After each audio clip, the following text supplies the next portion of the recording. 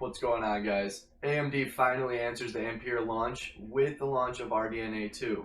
And let's just say if the information they gave us is 100% accurate, NVIDIA should definitely be worried. Let's check it out.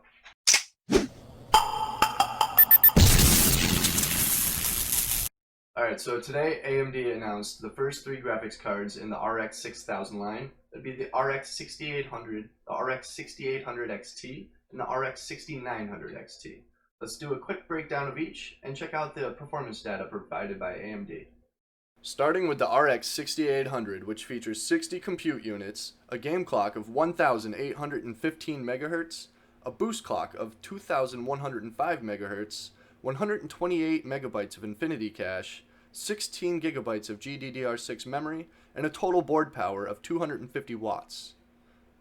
For a comparison, AMD has put this card head-to-head against the RTX 2080 Ti, which I believe is meant to represent the 3070 as well, being that the 3070 was not out at time of testing. One thing to point out is at the bottom of the chart, AMD has noted that Smart Access Memory is enabled for this test for the Radeon system.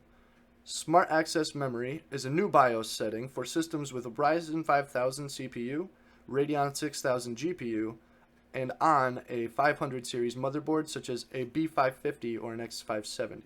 This setting gives the system access to the GPU's full memory and can push up to a 13% gain in performance. That being said, the RX 6800 came out on top in every title at least by a little, and in some cases by a considerable amount.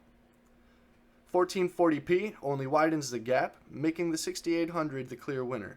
The RX 6800 will launch November 18th for $579, making it more expensive than the 3070S, but better in most cases as of now. Moving right along to the RX 6800 XT, which features 72 compute units, a game clock of 2015 MHz, a boost clock of 2250 MHz, the same 120 megabytes of infinity cache, again 16 gigabytes of GDDR6 memory, and a total board power of just 300 watts. Let's see how AMD translated this into performance for us.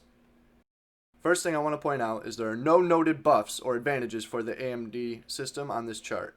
This means that these next two charts should represent a straight head-on battle between the RX 6800 XT and the RTX 3080 in raw horsepower. In 4K, the two duke it out, with Team Red winning overall. 1440p isn't really a different story, with the Radeon card pulling ahead a little more in most cases. The RX 6800 XT also launches November 18th, but at just $649, which makes it $50 cheaper than the RTX 3080 Founders Edition, with an extra 6 gigabytes of memory, which will matter in 4K. This card definitely gets the budget value crown, in my opinion. Finally, we have the RX 6900 XT, the enthusiast card as I call it, which is meant to trade blows with the RTX 3090. This card features 80 compute units and the same specs as the 6800 XT, including that total board power of 300 watts. Let's see how it does. This chart does note that the Radeon system did have Rage Mode and Smart Access Memory enabled. In short, Rage Mode just raises the power budget on the card. It is not an overclock of any kind.